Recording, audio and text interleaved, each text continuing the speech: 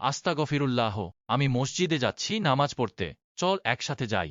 নামাজ বুড়োদের কাজ, আমাদের মতো যুবকদের না। এমন কথা বলিস না, নামাজ সব প্রাপ্তবয়স্ক মুসলমানের জন্য ফরজ। এইসব শুনতে শুনতে কান ঝালাপালা হয়ে গেছে।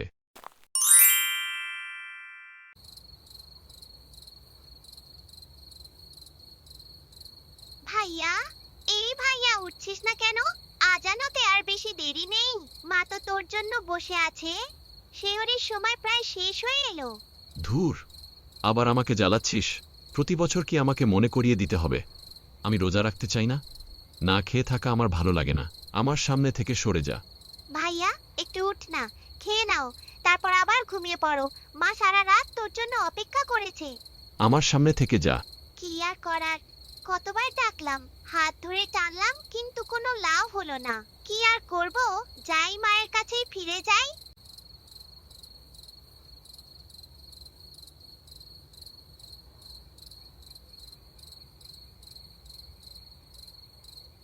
আদিবা মাসুদ কি উঠল। না মা, তোমার গুণাধর ছেলের চোখ খোলার ইচ্ছা নেই, উল্টো আমাকে তাড়িয়ে দিয়েছে। হে আল্লাহ, এই রোজাতেও কি আমার ছেলেটা হেদায়েত পাবে না? আমি মা হিসেবে কি কোথাও ভুল করেছি? মা, চলো আমরা খেয়ে নিই, ভাইয়ার জন্য রাখা ভাতটা তুলে রাখি। দেখিস, মায়ের দোয়া কোনোদিন বিফলে যায় না। তুই যদি ঈমানের পথে ফিরে আসিস, আল্লাহ অবশ্যই তোর প্রতি দয়া করবেন।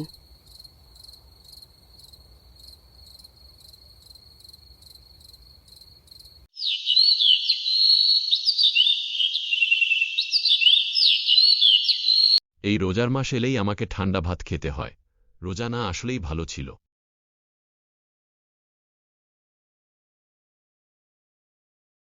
এমন কথা বলিস না। রোজার মাসটা আমাদের জন্য কতটা গুরুত্বপূর্ণ তুই জানিস না? হ্যাঁ হ্যাঁ জানি, কিন্তু আমার ভালো লাগে না এসব। ঠিক আছে, আজ থেকে আমি ভাত রাঁধব, বাজারও আমিই করব, কিন্তু তুই এই রোজার মাসের অসম্মান করবি না। ঠিক আছে, ঠিক আছে, যাচ্ছি আমি।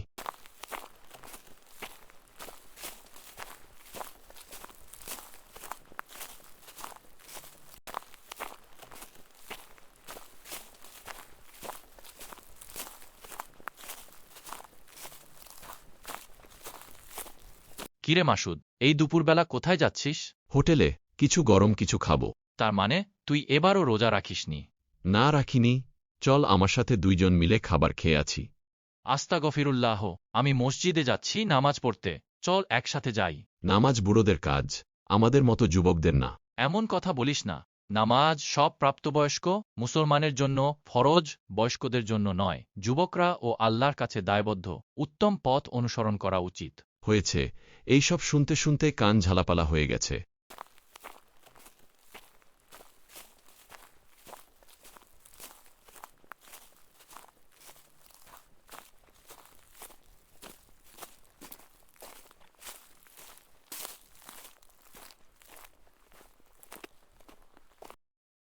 মা, ভাইয়া আগে থেকেই এমন ছিল?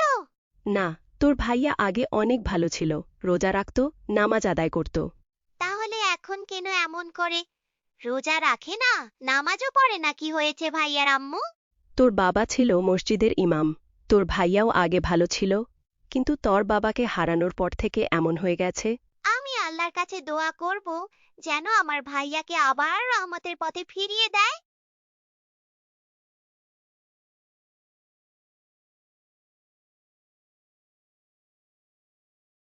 রোজার দিনে দিনের কাস্টমার না আসলেই আমি খুশি।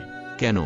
কারণ এর মানে ওরাও সবাই রোজা রেখেছে, আর কেউ না দেখলেও আল্লাহ তো সব দেখেন।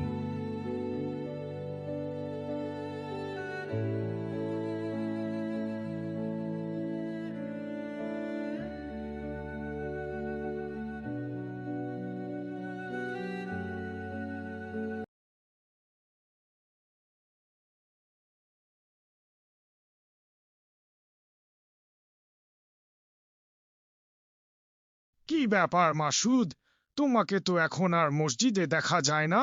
কোন মসজিদে এখন নামাজ পড়, নাকি নামাজ পড়া ছেড়ে দিলে? কে বলল আপনাকে হুজুর?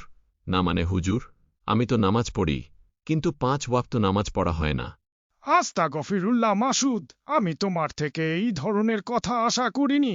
শুনলাম তুমি নাকি এখন রোজাও রাখো না, কি হয়েছে? এমনি না খেয়ে থাকতে পারি না, আমার ভালোও লাগে না। আপনাকে কি এই কথা আমার বন্ধু বলেছে? নিশ্চয়ই।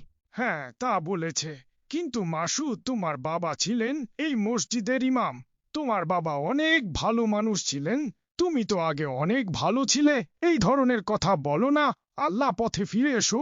আচ্ছা, ঠিক আছে হুজুর, মনে রাখব। তাহলে আমি এখন আসি হুজুর। ঠিক আছে, যাও, আমি তোমার জন্য দোয়া করব। আল্লাহ যেন তোমাকে হেদায়েত দান করে।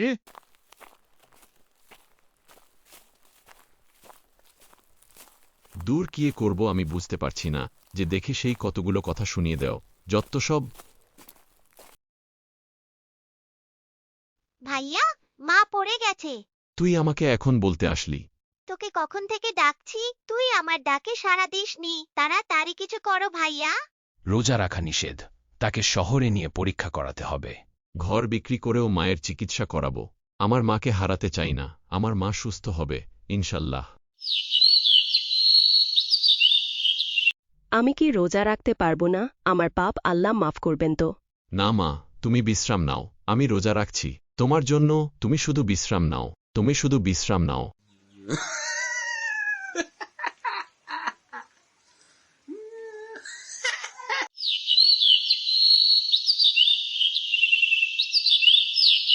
মাসুদ প্রতিদিন রোজা রাখা শুরু করল। প্রতিদিন মসজিদে 5 ওয়াক্ত নামাজ পড়া শুরু করল। মায়ের সব কাজে সাহায্য করতে লাগল। তার মা ধীরে ধীরে সুস্থ হতে লাগলেন।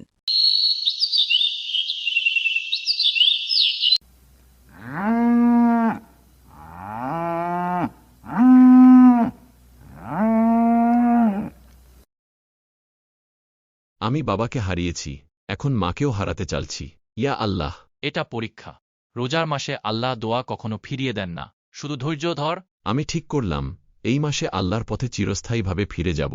আলহামদুলিল্লাহ, আল্লাহ তায়ালা তোর উপর রহমত বর্ষণ করুক। বন্ধু, আল্লাহ আমার মাকে সুস্থ করেছেন। আমার জীবন আল্লাহর রহমতে আলোকিত। আলহামদুলিল্লাহ।